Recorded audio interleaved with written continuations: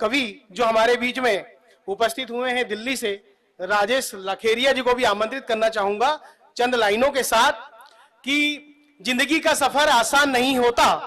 क्या बात। जिंदगी का सफर आसान नहीं होता और यूं ही ऊपर वाला किसी पे मेहरबान नहीं होता। करना पड़ता है जिंदगी में मशक्कत बहुत, क्योंकि बिना मशक्कत के व्यक्ति सफल इंसान नहीं होता। जोरदार तालियों से स्वागत कीजिए राजेश लखेरिया दिल्ली से। माँ सरस्वती को प्रणाम करता हूँ, आप सबकी उपस्थिति को प्रणाम करता हूँ और धन्यवाद देता हूँ संचालक महोदय का, जिन्होंने इतनी भीड़ को शांत कर रखा। एक मैं हूँ साहब जो अकेली पत्नी को शांत नहीं कर पाता। क्या बात। गलती उसकी नहीं है। अच्छा, गलती उसकी है ही नहीं। अच्छा, भगवान ने लुगाई चीज ही ऐसी बनाई है जो भूखी रह सकती है, प्यासी रह सकती है, दर्द सह सकती है, बस चुप नहीं रह सकती। अच्छा। वो चुप रहेगी, सिर्फ एक जगह चुप रहेगी। अगर वहां चुप नहीं रही भाई साहब तो उसका पूरा काम खराब हो सकता है, पूरा पैसा बर्बाद हो सकता है। वो कौन सी जगह है संदीप भैया सुने बताता हूँ। स्वागत।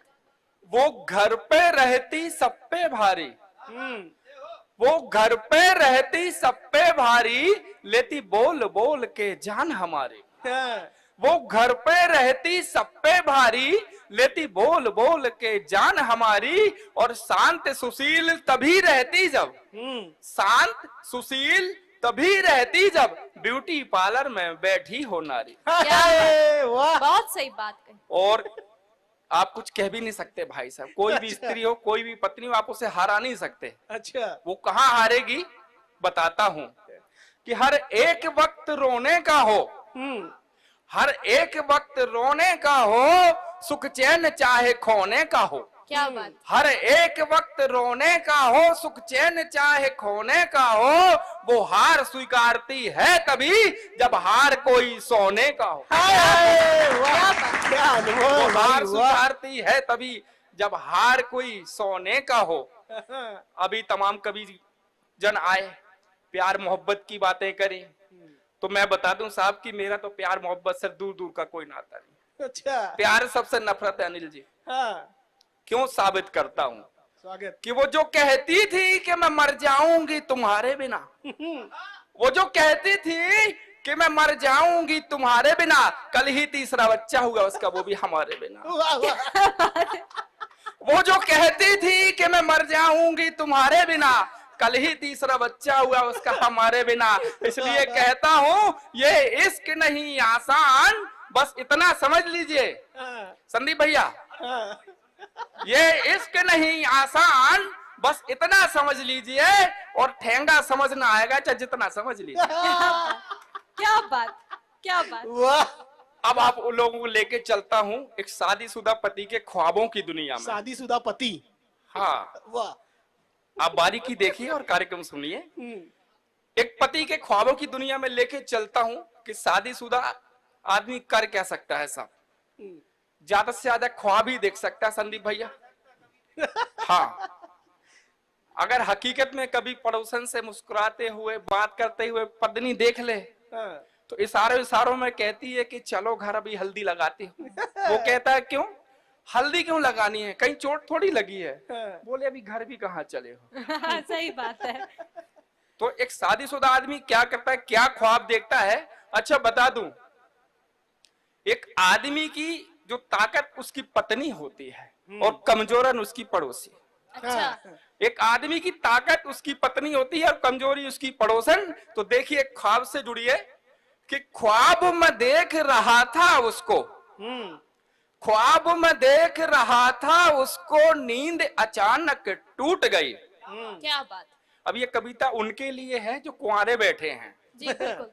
हाँ, उनके मतलब कि वो जुड़े और कल्पना करें, आनंद आएगा कि ख्वाब में देख रहा था उसको, नींद अचानक टूट गई। ख्वाब से याद आया संदीप भैया कि पड़ोसी कैसे होना चाहिए। बताता हूं कि ख्वाबों से ही आस रखो, सपने हमेशा देखने चाहिए। सपने देखेंगे तो जिंदगी जो है सुचारू चलेगी। ख्वाबों से ही आस रखो, जिंदा अपने एहसास रखो। फीलिंग कभी खत्म नहीं होनी चाहिए अनिल जी। ख्वाबों से ही आस रखो, जिंदा अपने एहसास रखो, और जो खुद चलकर आ जाए पड़ोसन ऐसी खास रखो। क्या बात। कि वाह। ख्वाब में देख रहा था उसको नींद अचानक टूट गई, सपनों की हसीन दुनिया मेरी फिर वहीं पर छूट गई। वाह। क्या बात। आगे देखिएगा क्या देखता है कि धीरे से था बुलाया मुझको, धीरे से था बुलाया मुझको, प्यार से फिर सहलाया मुझको। कि धीरे से था बुलाया मुझको, प्यार से फिर सहलाया मुझको। बोली मैं तो तुम पे मरती हूँ, क्या तुम भी मुझ पे मरते हो? क्या बात। बोली मैं तो तुम पे मरती हूँ, क्या तुम भी मुझ पे मरते हो? छोड़ो बीबी की चिंता, तुम क्यों बीबी से डरते हो? क्या बात। और बस क्या- इतना कह दो मुझसे कि प्यार मुझी से करते हो। क्या बात। हाँ क्या कहना था मुझको भी उसको, बात। अच्छा। हाँ कहना था मुझको भी उसको, राह वहीं पर रूठ गई।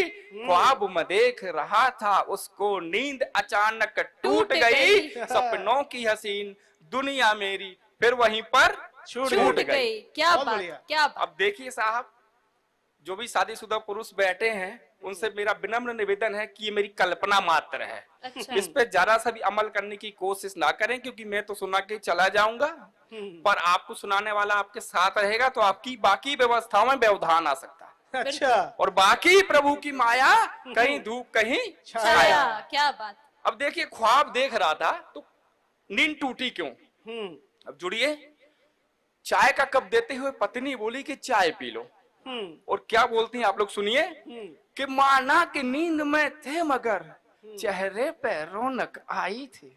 अच्छा। नींद में भी नहीं छोड़ेंगे।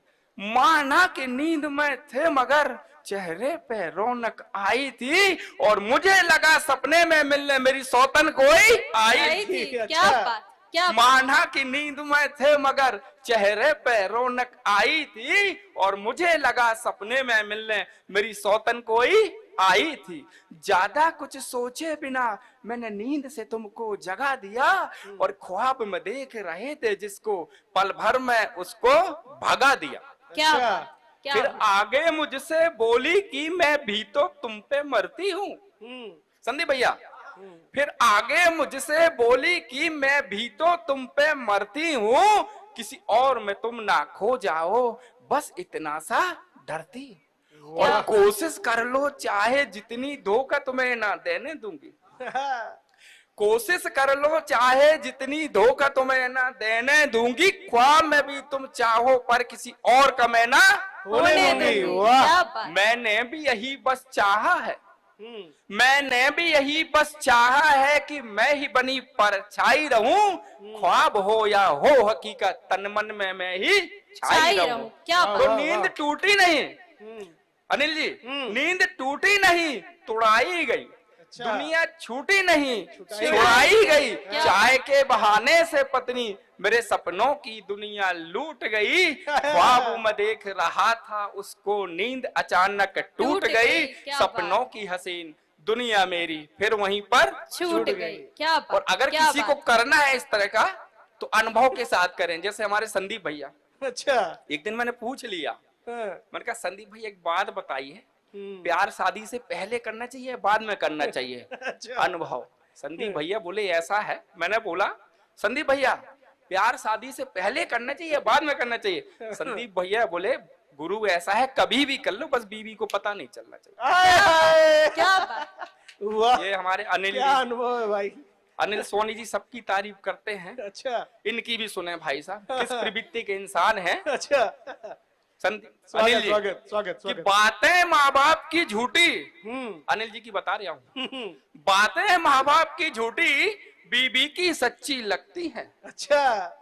बातें माँ बाप की झूठी बीबी की सच्ची लगती हैं, और सपने में कोई आने लगे तो रातें अच्छी लगती हैं। आय हाय। वाह। बातें माँ बाप की झूठी बीबी की सच्ची लगती हैं, और सपने में कोई आने लगे तो रातें अच्छी लगती हैं। अनिल सोनी जी की यही प्रवृत्ति है साहब की, नहीं अपना बच्चा दूसरे की बीबी ही अच्छी लगती है। क्या बात। क्या वाह। क्या बात। अपना बच्चा और दूसरे की बीबी ही वो अच्छी हाँ भी लगती कर है। रहे हैं। हाँ भी कर रहे हैं। हाँ, अरे वो मान रहे हैं। एक और है इनकी, और सुनिए कि मैडम जी प्रोग्राम देख रही हैं, थोड़ा संभल के। हर आज अनिल जी सुनिए, स्वागत स्वागत। हाँ, अभी आपकी तारीफ खत्म नहीं हुई अच्छा। कि हर आदमी की यही कहानी, हाँ, हर आदमी की यही कहानी, बीते चाहे जैसे जिंदगानी, हाँ। हर आदमी की यही कहानी, बीते चाहे जैसे जिंदगानी, और खुद की बीबी है खिचड़ी लगती, दूसरे की लगती है बिरयानी। खुद की बीबी है खिचड़ी लगती, दूसरे की लगती है बिरयानी। और अपने परिचय में 2 लाइन कहूंगा, फिर अपना स्थान लूंगा कि हंसना हंसाना काम है मेरा, क्या बात। हंसना हंसाना काम है मेरा, राजेश लखेरिया नाम है मेरा, अपनाओ अपनों को सदा, बस यही कहना, बस यही कहना। क्या वाह, बात, वाह, क्या वाह, बात। वाह, वाह, वाह, वाह। तो दर्शकों, राजेश लखेरिया जी को सुन रहे थे आप, दिल्ली से हमारे साथ उपस्थित थे, और सुन के सर ऐसा लग रहा था बहुत पत्नी पीड़ित हैं आप, है ऐसा?